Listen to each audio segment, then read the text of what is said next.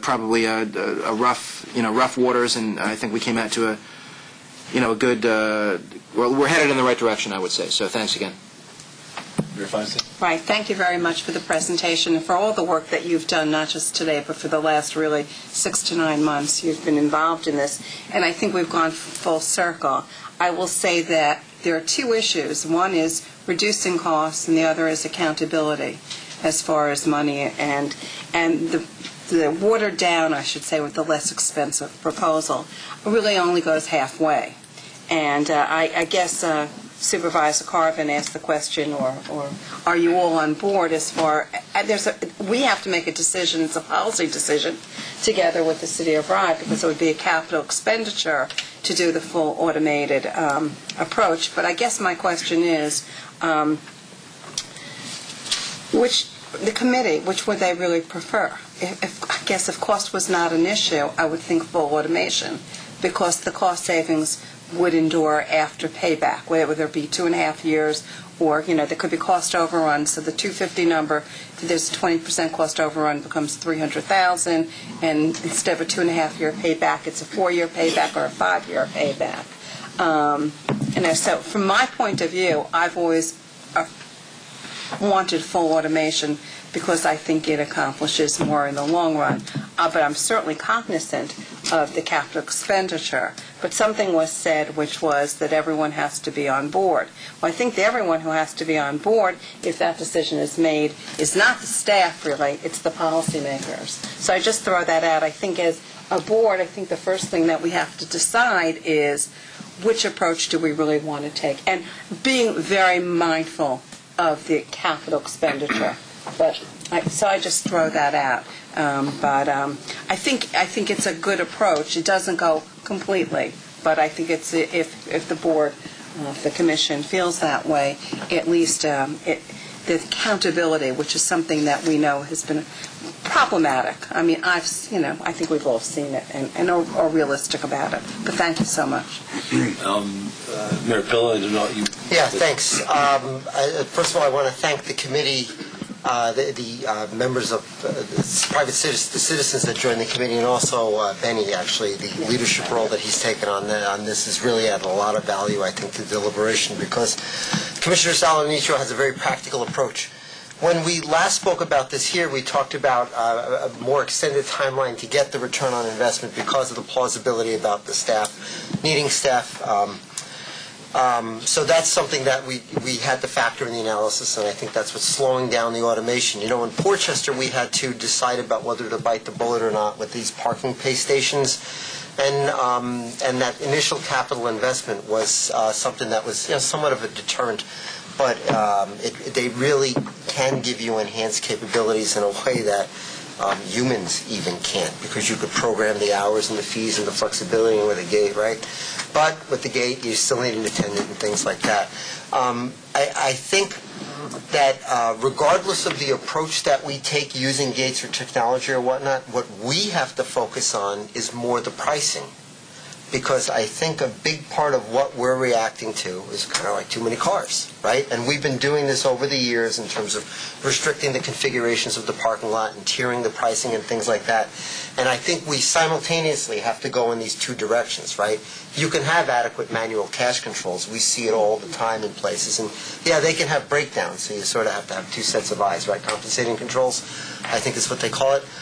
So we could really take the level of performance, operational performance, so I think you're not going to have a whole lot of slippage in the meantime.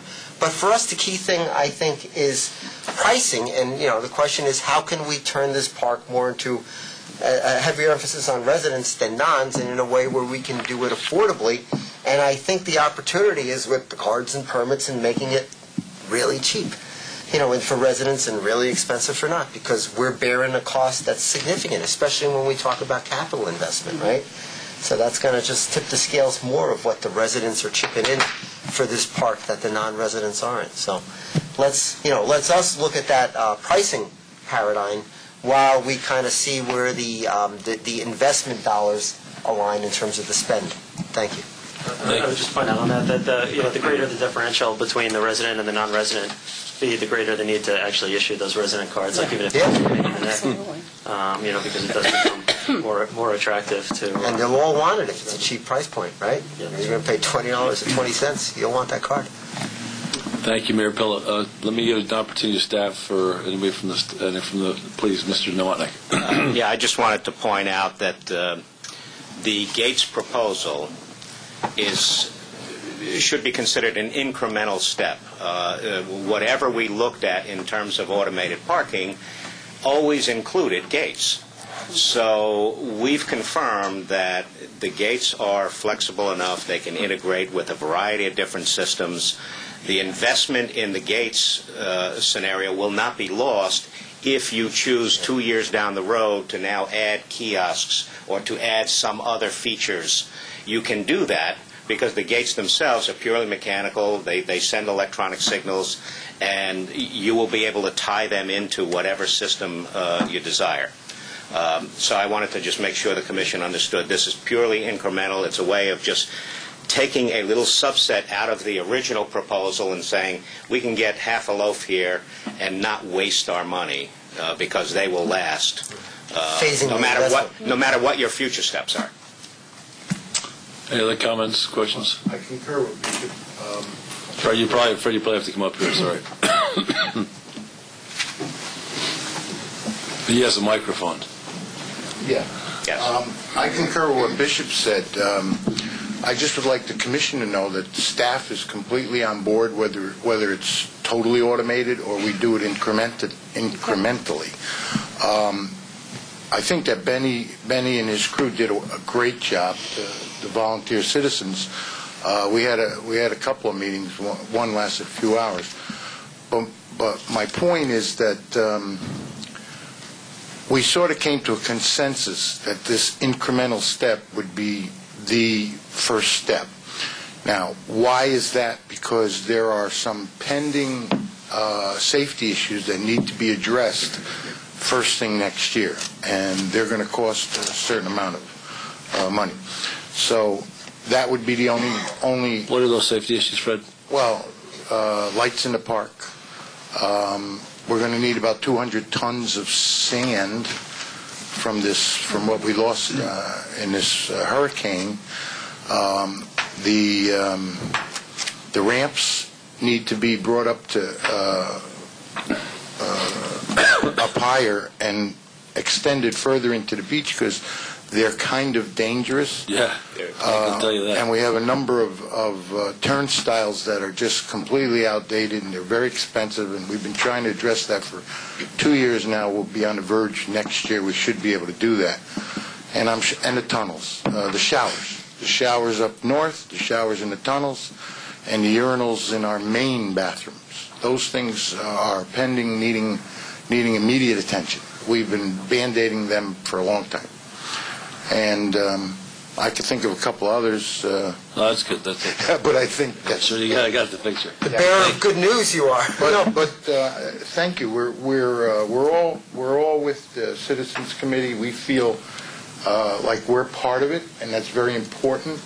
And you guys just need to make the decisions, and we'll implement whatever you decide. Wonderful. Anybody else? Anything else? Well, again, I want to thank Dan and Paul and the committee members for all the hard work. I also want to thank the staff for all the hard work. I think, I agree with the comments we made earlier that this has been a positive process. We started with automation. I think it was Mr. Nowotny that took it upon himself to be entrepreneurial and look at this Gates opportunity. And as the conversation progressed, I think ultimately everybody's come to the conclusion that let's go incremental in this environment and let's achieve what we can. I think, so I can't thank everybody enough. I think the other thing is we're not really going to talk too much tonight about the Ride-Town Park new special committee that's going to decide the future of the park. We'll probably leave that for next time because we need to suggest members. But I do think, some of the things we should consider about thinking about the park over the next 10, 20, and 100 years are, do we want to turn to a year-round park? How are we going to generate funding? And this is a good segue to Susan in a second. How are we going to generate funding for the capital expenditure in the park? We're going to hear about operating results this year. So I think that we need to move forward with this project. And I think the nice thing about it is it fits with whichever way we end up going. Now, I think I'm big on follow-up. So I'd like the committee to stay involved, continue to work with staff. I think tonight, I don't think there's anything specifically we need to vote on. I don't know, Mayor French helped me out here, the other mayors, I mean. Are we going to put out an RFP, or how are we going to move forward on that? I think it would be a two-part. One would be if the commission would to agree, we would accept the recommendation, and then hopefully by the next meeting figure out a means of budgetary appropriations to fund the project. There's no sense in going out to bid if we don't have the monies to pay for it. So I think. And I think the other thing is, I like all the recommendations.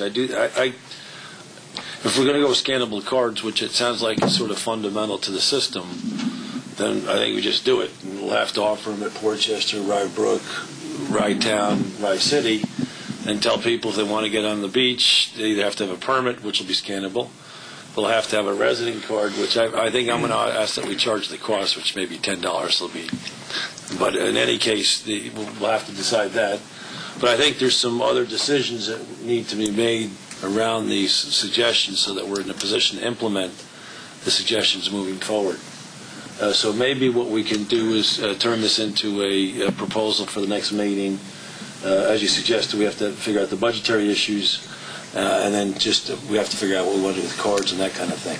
Okay, just ask the question. Assuming we go forth in that, if this is a capital expenditure per se, would a portion of this be funded by the city of Rye as well? 39.2%. Exactly. So that's simultaneously. So therefore, as you're preparing your budget, I think this is operational. you'll be. I just want to make sure that there are no surprises to the city of Rye. I think subsequent to that, in parallel, that Fred or Bishop should come and present the capital ideas you just had to the Rye City Council. Yeah. Well, this one plus the other ones, if they're pending expenses, because we're doing our budgeting now, which will get proposed November 9th, I believe, by the city manager. So that has to be incorporated as a capital expense. So one of our October meetings, October 5th or October 19th.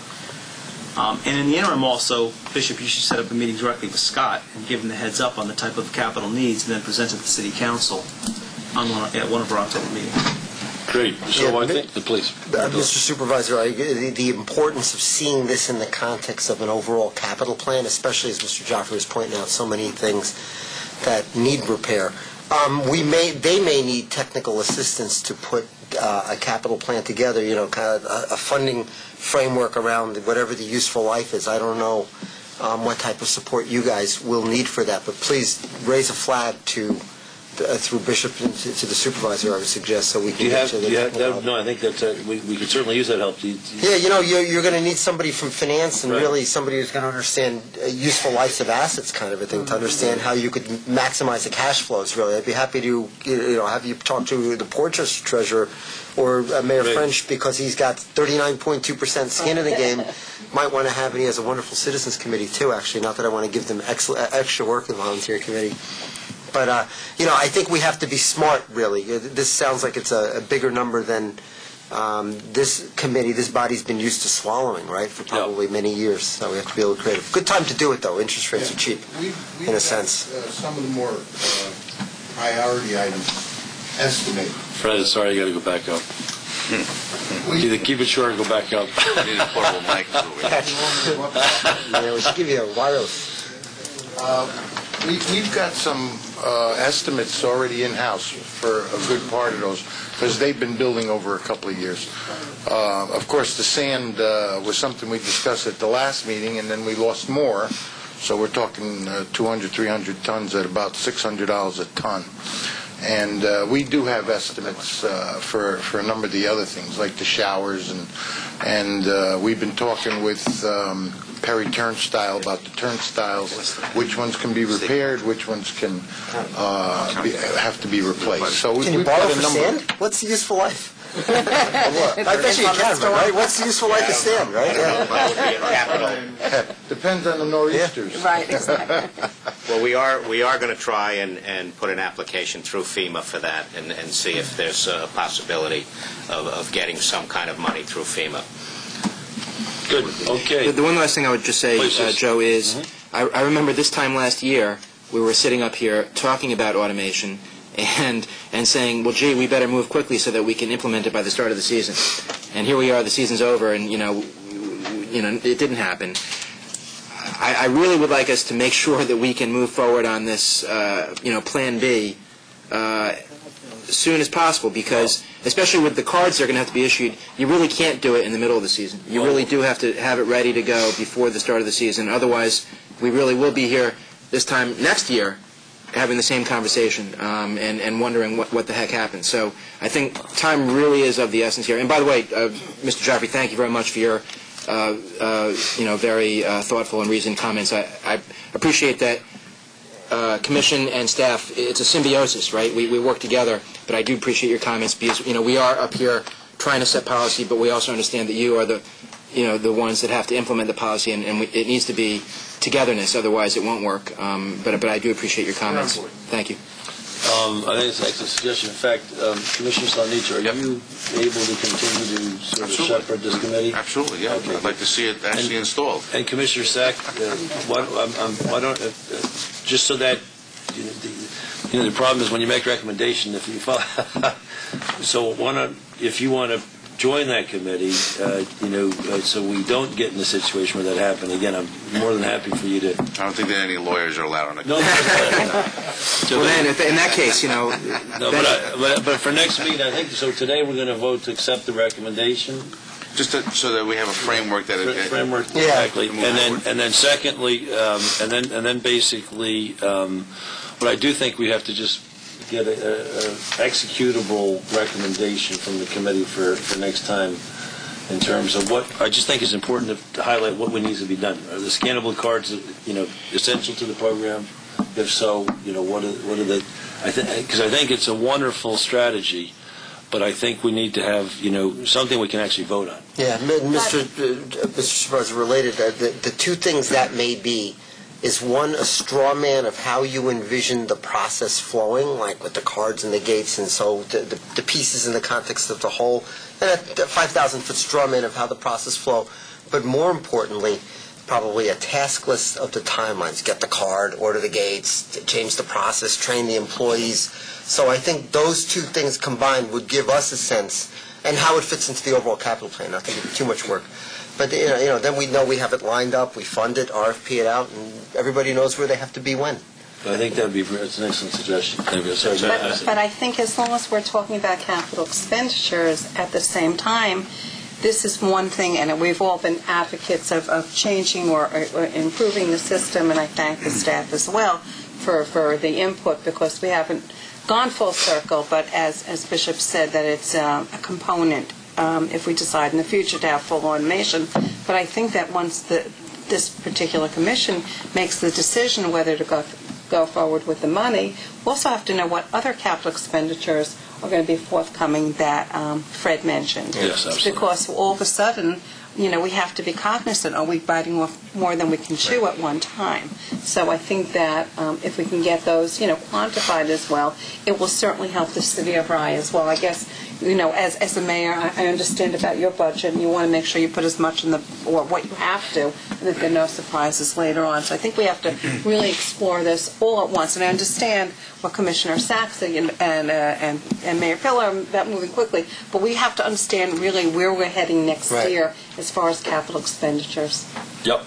Thank you. Thank you so much. Oh, sorry, Goldie. Joe, Please. not to take into consideration the weather, but the weather did down there. There were less people there because of the weather. And it's also a recession depression. Right. And a lot of people could not come out. So you have to take those two things into consideration before you vote on anything. Right. Well, we're actually going to... And how... That's a good segue. Spend money when we're in a different community than Rye Brook and Rye City. Yep. Can I get it? Thank you, Goldie. Thank you. Can I get a motion then to approve the recommendations as put forward by the committee? I make a motion to accept the recommendation made by the Citizens Advisory Committee on the barrier gate system. Second. Second? Okay, Bishop. Hold on a second. Thank you again. Thanks very much, everybody. Commissioner Sacks? Yes. Commissioner Salanitro? Yes. Commissioner Feinstein? Yes. Commissioner Pillar? Yes. Commissioner French? Yes. Commissioner Carvin? Yes. Okay, Susan, Can Susan, I talk about ask- money, we're going to go get some money, yes. Can I just get a clarification here, because I think sometimes we move quickly. I'm not quite sure if the committee is recommending all 4 gates or just 2 gates. There was discussion here of numbers that did not... Okay, so let's make it easy. What, Well, there's a difference of $20,000. Yeah, so, well, I think, why don't you sit 2 gates? We only talk about... Yeah. Okay. The entry gates. Okay. And not the interior. Okay, fine. So we're talking about just the front. Just the 2 gates. The light version. Okay. Beautiful. Great, Susan, thank you so much. Thank you very much for your time and interest. I'm Susan Auslander. Since last we spoke, the state has changed its mind, if you will. You're about to pass a resolution authorizing the supervisor to go for a $400,000 grant from parks, state parks, to work on the exterior of the bathing pavilion. However, since we met last time, or I spoke to you last time, the governor has decided to put all of the money into one pot. So, and to have us submit our proposal electronically. So we are eligible for the $400,000, of course, from state parks, but I have added a jobs component to this because I think that will make it sexier for the people in Albany. We could get money conceivably from waterfront improvement, from labor, other pots of money. So I'm hoping that you will be willing to go for the max, which would be half of the $3.2 million it will cost the Lisa Easton estimates will cost to redo the whole exterior of the bathing pavilion. And I know part of your long-range plan is to have a tenant in there eventually. And so I've worked up, for your interest and for the state, a job creation through historic preservation mode. I've worked with figures from the Congressional Research Office to show how, say, Lisa gave me a figure of 45 people working on the construction of the exterior, but that has a supporting effect. People will go, for instance, to the construction company will have legal accounting. They'll order supplies, lumber, stucco, what have you. So that will be supporting another 21 jobs. And then that's money spent by the contractors. Will support those jobs. Then you have induced jobs. You've got these 45 guys, some women, hopefully, who will be spending money for their rent at the grocery store, at the gas station, which again supports additional jobs.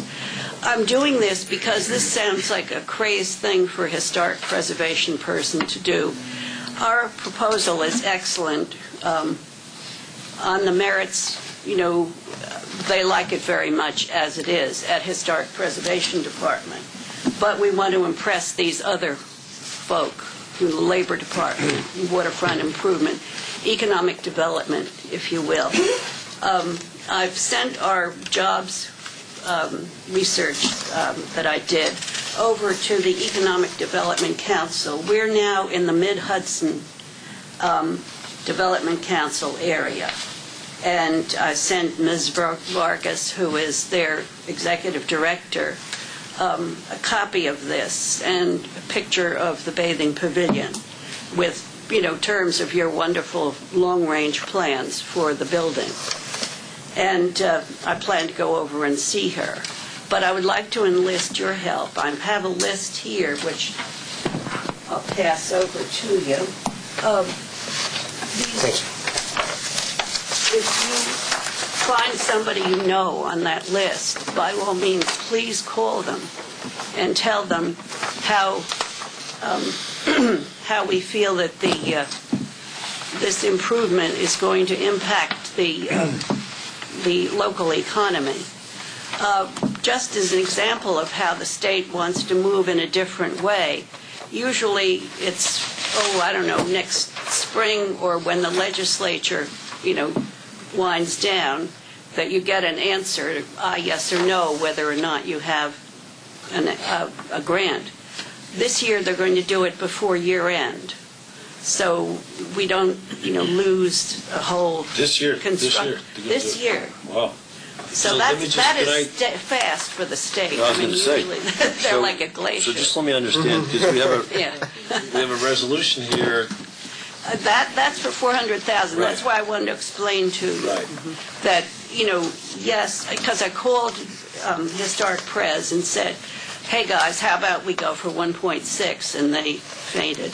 But they said, no, according to governor's wishes, you have to go with 400 for us, but that does not rule you out of getting money from the other pots. So we're doing two things here today. So we're doing the 400,000. Okay. And I'm going to go across the river and talk to this lady at the Economic Development. Okay. And if you know any of these college presidents or business people who are on I don't know anybody on this list. Mid-Hudson Council, that would be super. And, just the fact that they're doing this electronically, they'll share it electronically. I do have to submit a package of the material that I usually do, the historic register designation and the resolution that you'll pass tonight that the town clerk has to sign and seal, and all the photos, etc. So I don't see any, I can't envision any problem with the resolution. But I don't know, whether or not you feel you want to be. No, there's no problem with the resolution. I think you should pass that as is. Now, what about, do we need to amend your contract as per your letter? Well, not right away. You can think about it. It's okay. But certainly if there are any questions. Good. Questions for Susan? Please. What's the match? Susan, first of all, thank you very much for the report you gave us and your presentation now. What's the match that the commission would be responsible for on the $400,000 and then on the larger project? It's a one-for-one match, always. Okay, so if we went for the 1.2, we'd be signing up for half of the $3.5 million. Well, I've talked to Nina Lowy's office already, and sent her this jobs thing, which interested her. And she told you there are no earmarks, right? She told you there are no congressional earmarks? Yeah, they're not. Not with jobs. She Creations Committee. She's very, very powerful. She loves the region. Catbird seat to be in. The question I have for this body is, where does that larger project and the funding fit into the public-private partnership? And, what does the sequence of steps look like? Like, do we do this? Are we committing ourselves to something, and is there a sequence with the, what we're going to do with that building that we have to figure out more before we jump into the water with the whole thing? Well, but that's food for thought. But the one last question for you is, if we sign up for the EPF and the waterfront revitalization grants, are we committing ourselves if we get it? I think the answer is no, but...